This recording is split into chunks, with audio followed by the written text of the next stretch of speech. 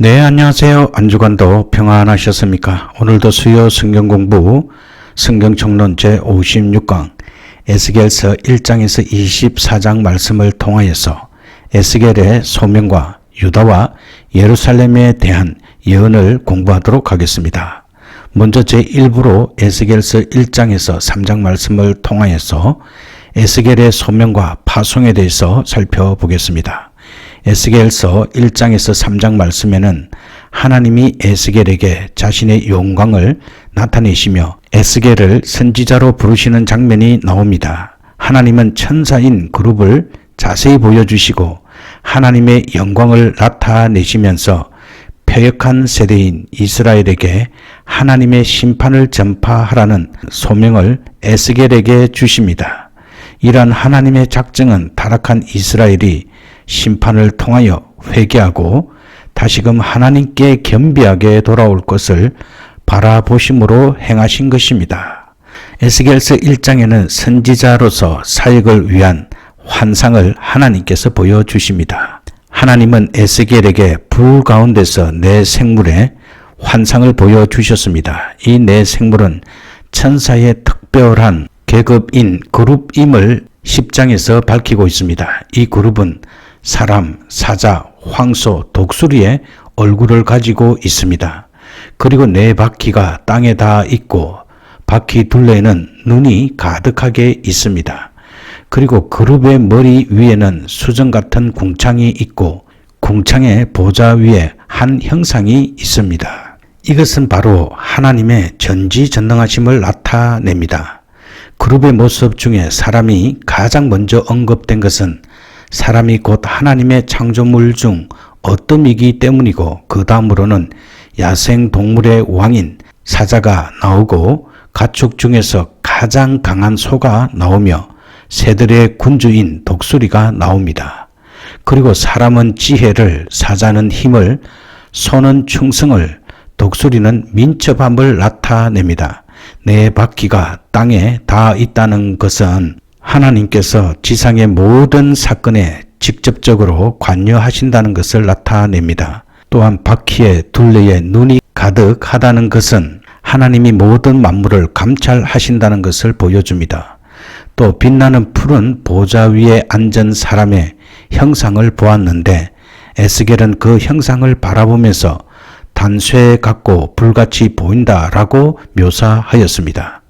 그는 하나님의 영광스러운 거룩한 형상을 직접 볼 수가 없었기에 단지 하나님의 영광의 광채만을 표현한 것입니다. 그리고 또한 이것은 하나님의 능력을 알게 하심 위함입니다.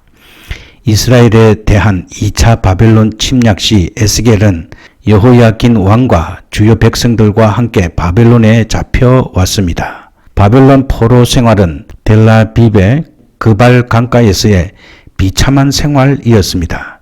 그래서 에스겔과 이스라엘 백성들의 마음은 매우 어둡게 되었고 하나님에 대한 신앙도 약해져 갔습니다. 이러한 에스겔에게 하나님은 친히 땅의 모든 것을 주관하시고 감찰하시며 그 영광이 위대하신 분이심을 보여주셨습니다. 그래서 에스겔은 그 하나님의 영광 앞에 두려움으로 엎드렸고 하나님에 대한 신앙이 다시금 불일듯 일어나게 되었습니다. 에스겔은 하나님의 영광을 경험하고 이제 소명과 파송을 받게 됩니다. 에스겔의 소명과 파송에 대해서는 1장에서 3장까지 묘사되어 있습니다. 에스겔서 1장 1절에서 3절까지는 에스겔이 처해 있던 시대적, 사회적 상황과 그의 환경에 대해 나와 있고 에스겔서 1장 4절에서 28장 말씀에는 에스겔이 하나님의 환상을 보는 내용으로 내 생물과 병거, 내 바퀴들, 빛나는 궁창을 환상으로 보고 있습니다. 2장에서는 에스겔의 소명이 그리고 3장에서는 에스겔이 파송되는 내용이 나와 있습니다. 그리고 내 생물의 정체에 대해서 살펴보겠습니다. 먼저 성경에서의 모습, 에스겔서 10장 20절에는 내 생물을 높은 반열의 천사인 그룹으로 밝히고 있습니다. 그룹은 하나님의 말씀 가운데서 모습을 나타내는데 성경에서는 세 곳에서 그 모습을 보이고 있습니다. 먼저 창세기 3장 22절에서 24절에서는 아담의 범죄 이후 생명 나무에 건접하는 것을 막기 위해, 그리고 에스겔서 1장에서는 에스겔이 바벨론에 머물고 있던 시기에, 그리고 요한계시록 4장 6절에서 8절은 요한의 환상 중에 하늘에서 나타나고 있습니다. 그러면 그들의 임무가 무엇인지 살펴보겠습니다. 하나님의 공의를 변호하고 증거하는 일을 하며 하나님의 통치를 돕고 하나님의 자비를 상징합니다. 그리고 신약에 들어서 그룹은 예수 그리스도의 지상 사역을 영원히 상기시키는 것으로도 볼 수 있습니다. 마태에 의해서 그리스도는 메시아인 사자로, 마가에 의해서는 종인 소로, 누가에 의해서는 완전한 인간으로, 요한에 의해서는 독수리로 묘사되고 있는 것입니다. 에스겔서 2장에는 에스겔의 소명에 대해서 기록하고 있습니다. 하나님의 신이 에스겔에게 임하였는데 그 이유는 패역한 이스라엘에게 그를 선지자로 보내시기 위함이었습니다. 또한 가시와 찔레와 정갈 가운데 거할지라도 두려워 말라고 하시며 하나님의 말씀이 기록된 두루마리 책을 먹도록 하셨습니다. 이러한 일련의 사건들을 통하여 하나님이 에스겔을 부르신 뜻을 살펴보겠습니다. 이것은 먼저 선지자로 굳게 세우기 위함입니다. 1장을 통하여 하나님은 자신의 영광, 권능, 편재, 감찰하심을 에스겔에게 확정시키셨고, 에스겔은 이러한 하나님 앞에서 완전히 엎드려 자신의 죄인됨을 철저하게 깨달았습니다. 하나님의 영광 앞에서 자신의 부족함으로 완전히 겸손해진 에스겔에게 하나님은 선지자의 일을 맡기십니다. 에스겔의 선지자로서의 소명은 우상 숭배와 음란과 죄로 인하여 범죄한 이스라엘에게 하나님의 심판을 선포하고 회개를 촉구하는 것입니다. 그 소명을 감당할 수 있게 하기 위하여 하나님은 자신의 말씀을 에스겔에게 먹도록 하셨습니다. 그리고 에스겔이 그 소명을 행함에 있어 어려움과 핍박이 닥쳐올 것임을 말씀하셨습니다. 또한 이것은 패역한 세대에 하나님의 뜻을 전하기 위함입니다. 구약에서는 하나님이 선지자들을 특별히 택하여 하나님의 뜻을 선포하게 하셨으나 신약에서는 하나님을 믿는 사람들에게 성령이 임하셔서 하나님의 뜻을 이루시길 작정하셨습니다. 따라서 모든 믿는 자들은 이 세상에 보내어진 하나님의 소명자들입니다. 패역한 이 세대가 하나님을 모르고 멸망의 구름으로 달려가는 것을 막기 위하여 하나님의 심판과 구원의 도를 전하는 것이 하나님을 믿는 자들이 해야 할 일입니다. 에스겔서 3장에서는 하나님의 말씀을 먹은 에스겔에 대해서 말씀하고 있습니다. 하나님은 에스겔에게 먼저 하나님의 말씀으로 창자를 채우고 나서 이스라엘 족속에게 심판의 메시지를 전하라고 하셨습니다. 그 다음에 하나님은 에스겔로 하여금 무서워 말고 패역한 이스라엘에게 나아가라고 하시면서 그를 이스라엘의 파수꾼으로 세우셨습니다. 하나님의 신으로 감동함을 받은 에스겔은 근심하는 마음과 분한 마음이 생겼습니다. 이처럼 에스겔을 선지자로 패역한 이스라엘에게 보내시기 전에 말씀을 먹고 창자를 채우라고 말씀하십니다. 하나님께서 에스겔에게 말씀을 먹고 창자에 채우라고 하신 이유는 하나님의 말씀이 에스겔의 언행 심사 속에 충만히 거하게 하시고 그 말씀에 사로잡힌 자가 되게 하시기 위함이었습니다. 그 말씀을 먹은 에스겔은 자신의 영혼이 말씀으로 강건해져서 패역한 이스라엘을 무서워하지 않고 담대히 하나님의 뜻을 전할 수 있었습니다. 그리고 패역한 이스라엘을 보면서 근심하고 분한 마음이 생겼는데 에스겔의 그 마음은 하나님을 떠난 족속을 향한 하나님의 거룩한 분노이었습니다. 또한 이것은 택함받은 자의 준비와 마음가짐을 말씀하고 있는 것입니다. 에스겔이 하나님의 말씀을 먹었듯이 하나님의 백성인 우리는 말씀을 열심히 먹고 그 말씀을 우리 영혼에 충만하게 채워야 합니다. 이렇게 말씀 가운데서 충만한 에스겔은 하나님의 마음을 모르고 패역한 세대를 향하여 근심하는 마음과 분노하는 마음을 가지고 하나님의 뜻을 담대히 전합니다.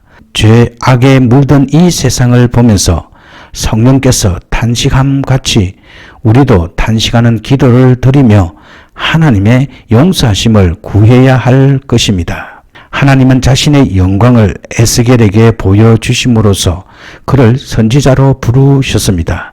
하나님의 영광 앞에서 자신의 부정함과 무가치를 철저하게 인식함으로써 에스겔은 하나님의 사람으로 파송될 수 있었습니다. 오늘날 하나님이 우리를 부르신 이유는 하나님의 자녀가 되게 하기 위함이고 패역한 이 세대를 향하여 복음을 전하게 하시기 위함입니다.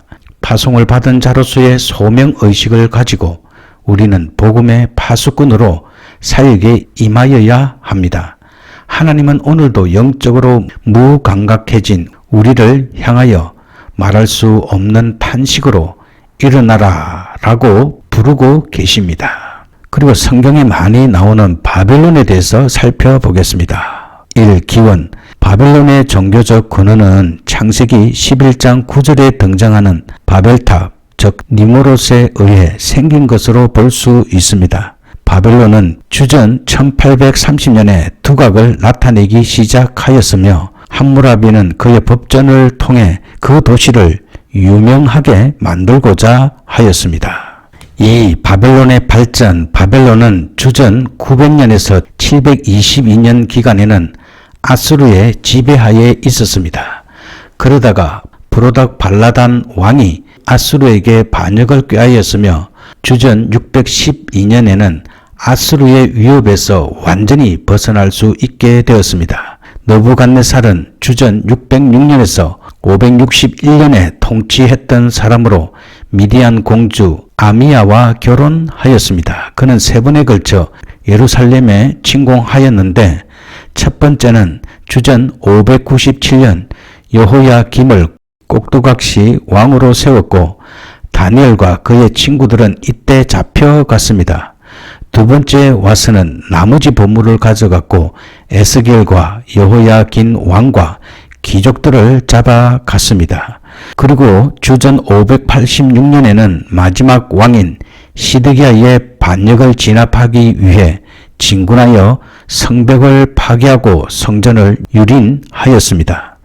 느부갓네살이 주전 562년에 사망하고 나자 그의 아들 에월 모르닥이 통치하였고 얼마 후 나보니두스라는 아수르 귀족이 왕이 되었다가 벨사살이 얼마 동안 통치하였습니다. 그리고 입으로 에스겔서 2장에서 24장 말씀을 통하여서 유다와 예루살렘에 대한 예언들을 살펴보겠습니다.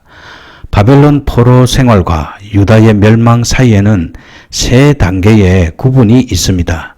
주전 605년에 다니엘과 그 밖의 귀족들이 바벨론으로 잡혀갔고 주전 597년에 여호야긴 왕과 에스겔 그리고 많은 사람들이 다시 바벨론에 잡혀갔으며 주전 586년에 유다는 멸망하고 유다의 마지막 왕인 시드기야가 잡혀갔습니다.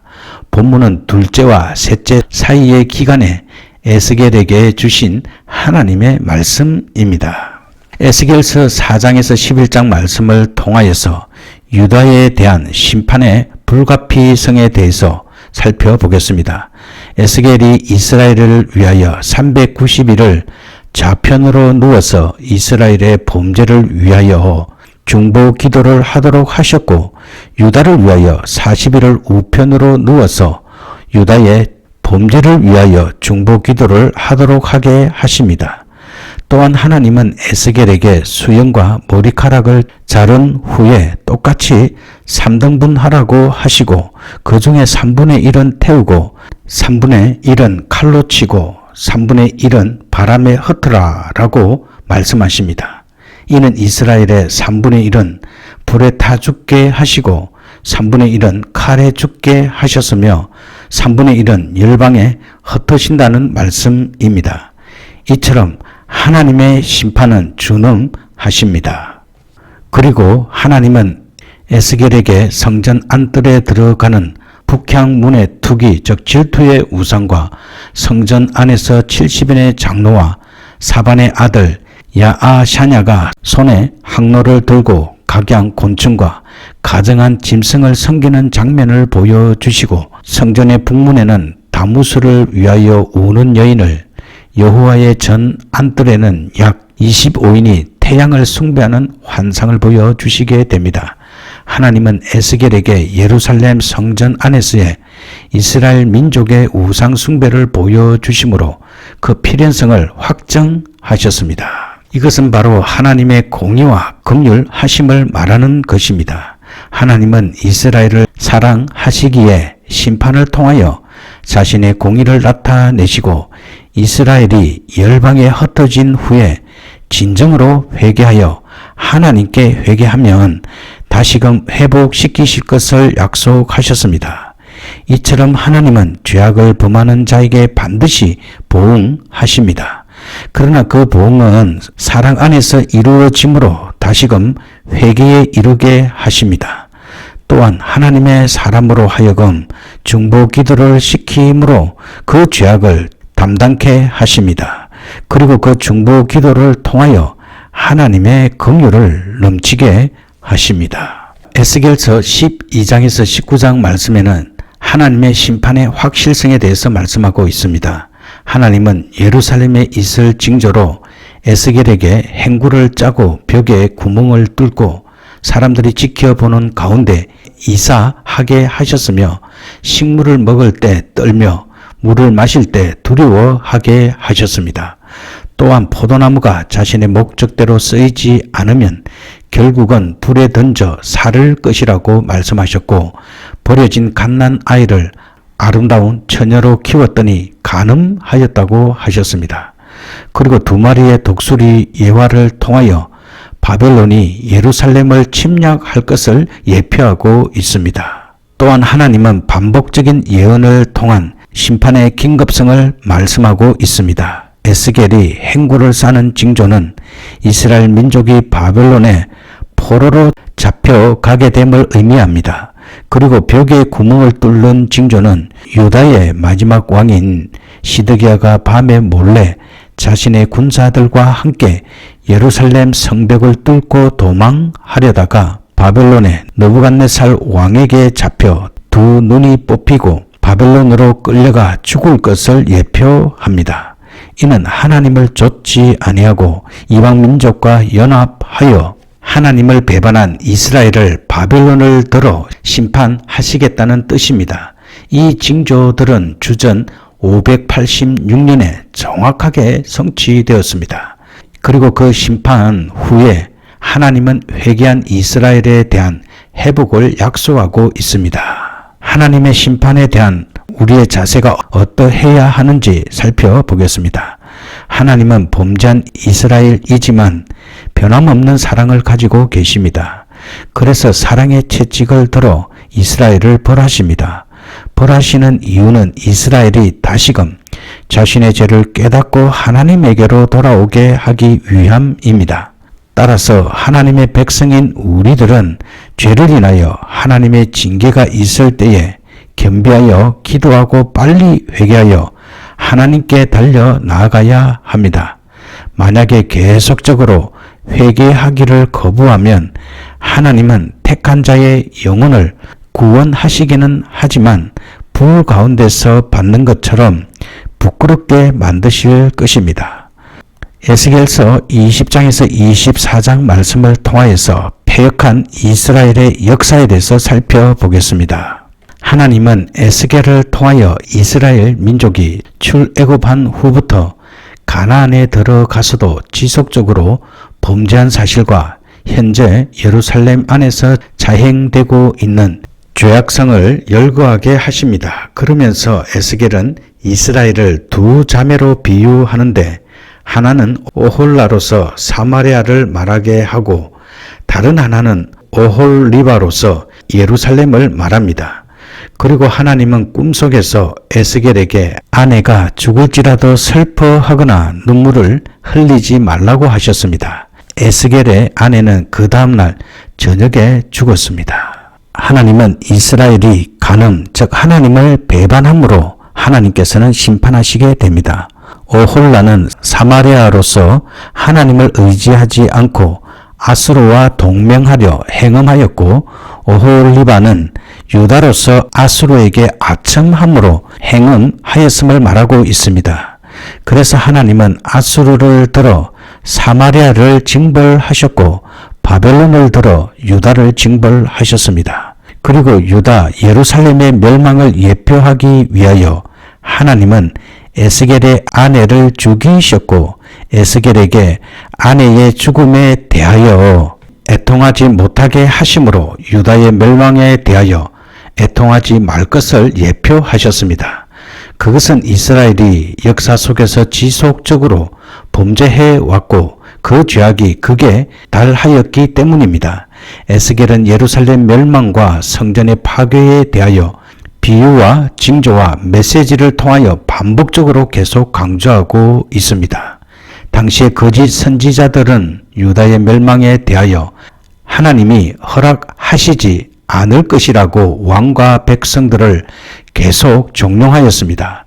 그래서 결국 유다의 마지막 왕인 시드기야는 애국과 연합하여 바벨론을 대적하려다가 두 눈이 빠져 바벨론으로 끌려가서 죽임을 당했습니다. 우리는 이러한 오류들을 범하지 말아야 합니다. 깨어 경성하여 민족의 죄악과 자신의 죄악을 철저히 회개하고 하나님의 긍휼을 구해야 할 것입니다.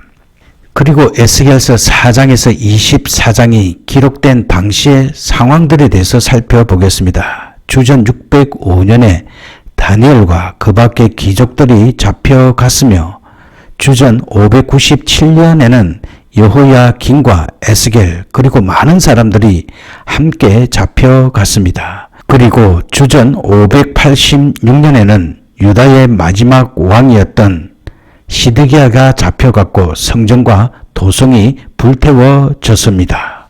에스겔서 4장에서 24장의 기록은 두 번째와 세 번째 포로로 잡혀간 시기 사이에 일어난 일을 적은 것입니다. 예루살렘과 바벨론에 있던 거짓 선지자들이 하나님께서 자신의 도성을 파괴하지 않으실 것을 거짓으로 예언하고 있는 동안 에스겔은 하나님께서 하나님의 도성을 황폐하게 하실 것임을 경고하였던 것입니다. 그리고 에스겔서에 나타난 에스겔의 상징적인 행위들에 대해서 살펴보겠습니다. 첫 번째, 예루살렘의 지도를 그렸습니다. 에스겔은 예루살렘의 지도를 그리고 성읍을 에워쌀 문제를 보여주었습니다. 그리고 적이 성 주위에 진을 치고 공성태를 설치할 것을 묘사하였고 바벨론 군대는 뚫을 수 없는 벽과 같아서 피할 수 없는 것임을 말하였습니다. 둘째, 390일 동안 좌편으로 누움. 각 날은 1년을 가리키는 것으로 북이스라엘의 불의를 상징하는 것이었습니다. 셋째, 40일 동안 우편으로 누움. 각 날은 1년을 의미하며 남유다의 불의를 묘사하는 것입니다. 넷째, 떡을 준비하여 마른 쇠똥에 구움. 예루살렘의 양식이 부족하게 될 것을 의미하는 것입니다. 다섯 번째, 머리를 자르고 세 부분으로 나눔. 3분의 1은 태우고 3분의 1은 칼로 치고 3분의 1은 바람에 날렸습니다. 이것은 예루살렘에 닥칠 운명을 의미하는 것으로 예루살렘 성읍의 백성들은 불에 타고 칼에 목숨을 잃으며 바람에 흩어지듯 흩어진다는 것입니다. 여섯 번째, 발을 구르고 손뼉을 쳤습니다. 백성들의 주의를 환기시키기 위함입니다. 일곱 번째, 집 밖에 행구를 놓았습니다. 행구를 놓고 나서 날이 저물 때에 성벽을 통과할 구멍을 뚫고 행구를 메고 구멍을 지날 때 얼굴을 가렸습니다. 이것은 급하게 떠나는 포로들을 나타내며 벽을 통과함으로써 예루살렘을 떠나는 상태를 보여주었고, 얼굴을 가림으로써 유다의 최후의 왕 시드기야를 묘사하였습니다. 실제로 그 눈이 뽑힌 채로 느부갓네살에게 잡혀 바벨론으로 갔습니다. 8번째, 떨며 놀라면서 물을 마셨습니다. 마지막 식사인 것처럼 한 행동입니다. 9번째, 칼과 기근과 온역. 이스라엘 백성들이 자기의 모든 가증한 일을 자백하고 여호와임을 고백할 때 이러한 멸망에서 피할 수 있음을 의미합니다. 10번째, 바벨론 왕이 올 두 길을 표시하였습니다. 예루살렘으로 이르는 길과 암몬 족속의 라빠에 이르는 길을 걸었는데, 두 성읍은 주전 593년에 느부갓네살에게 반역하였습니다. 11번째, 끓는 가마에 값비싼 고기를 가득 넣어 뼈에 붙은 살이 무르도록 삶았습니다. 하나님의 불의 심판이 모든 예루살렘 거민들에게 임하여 소멸시키는 것을 의미하고 있습니다. 12번째, 아내의 죽음에 대해 슬픔의 기색을 나타내지 않았습니다. 하나님께서 자신의 백성과 도성이 멸망하는 데 대해 애도하지 않는 것을 강조하고 있습니다. 그리고 에스겔에서는 6가지 비유가 나옵니다. 첫 번째, 열매 맺지 못하는 포도나무. 포도나무는 이스라엘을 상징하는 것으로 열매를 맺어야 가치 있는 것이 됩니다. 포도나무가 열매 맺지 못한다면 가구를 만들 수도 땔감으로도 사용되기 어려운 무가치한 것이 됩니다. 하나님 나라의 백성들은 하나님 나라를 위한 열매를 맺지 못한다면 아무 가치가 없는 것입니다. 두 번째, 창기가 된 양녀. 하나님께서는 들에 버려진 여자아이를 선택하여 양녀로 삼으셨습니다. 하나님의 양녀가 된 그녀는 어른이 되어 선택된 아내가 되었습니다. 이 모든 것은 하나님께서 이스라엘과 맺은 시내산 계약을 의미하고 있습니다. 가장 좋은 것으로 치장하여 주고 지극히 좋은 음식을 제공하여 주었지만, 그 양녀는 이 모든 신의와 사랑을 저버리고 그리에 창기가 되었으며, 이 행위는 심판받을 일이었습니다. 심판 후 하나님께서는 그녀를 다시 자신에게로 돌아오도록 하셨는데, 이는 아브라함과의 약속 때문이었습니다. 셋째, 독수리 두루마리. 여기서 의미하는 인물인 여호야긴, 시드기야와 느부갓네살입니다. 넷째, 아름다운 백향목. 이를 통해 하나님의 섭리와 권능을 알리며 메시아에 대한 예언을 하고 있습니다. 하나님께서는 가장 훌륭하고 아름다운 백향목을 이스라엘의 가장 높은 산에 심으라고 말씀하셨고, 이 그늘에서 모든 사람들이 가까이 오게 되는 것입니다. 즉 백향목은 메시아를 의미하며 높은 산은 시온산을 의미하고 있습니다. 다섯 번째, 어미 암사자와 새끼. 첫 새끼는 여호아하스, 둘째 새끼는 시드기야를 의미하는 것으로, 여호아하스는 바로 느고가 애굽의 감옥에 넣었고 시드기야는 바벨론으로 잡혀가고 말았습니다. 여섯 번째, 음부인 두 자매 오홀라와 오홀리바는 사마리아와 예루살렘을 나타내며, 오홀라는 아수르와 오홀리바는 바벨론과 부정한 관계를 맺기 시작하였습니다. 하나님께서는 이 두 자매를 그들의 정든자 곧 여인에 의해 수치를 당하게 하시기로 결정하셨던 것입니다.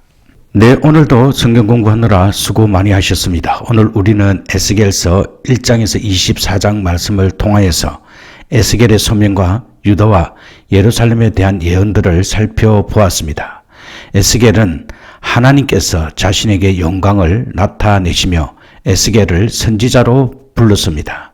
하나님께서는 자신의 영광을 에스겔에게 나타내시면서 패역한 세대인 이스라엘에게 하나님의 심판을 전파하라는 소명을 에스겔에게 주셨습니다. 에스겔은 그 하나님의 영광 앞에 두려움으로 엎드렸고 하나님에 대한 신앙이 다시금 불일 듯 일어나게 되었습니다. 에스겔은 선지자로서 우상 숭배와 엄난과 죄로 인하여 범죄한 이스라엘에게 하나님의 심판을 선포하고 회개를 촉구하였습니다. 하나님은 그 소명을 감당할 수 있게 하기 위하여 자신의 말씀을 에스겔에게 먹도록 하셨습니다. 그리고 에스겔이 그 소명을 행함에 있어서 핍박과 어려움이 닥쳐올 것을 말씀하셨습니다. 그럼에도 불구하고 에스겔은 신실하게 하나님 앞에 자신의 사명을 잘 감당하였습니다. 따라서 하나님의 부르심을 받은 성도들도 세상에서 승리하려면 날마다 말씀을 먹어야 합니다. 그 말씀을 먹고 영적 건강함을 누리면서 우리는 하나님께서 부르신 영광의 소명을 따라 사는 복된 삶이 되어야 합니다. 우리 모두 이렇게 살게 되시길 기도합니다. 아멘. 네, 오늘도 수고 많이 하셨습니다. 편안한 오후 시간 되시고요. 또 다음 주에 또 공부하도록 하겠습니다. 샬롬.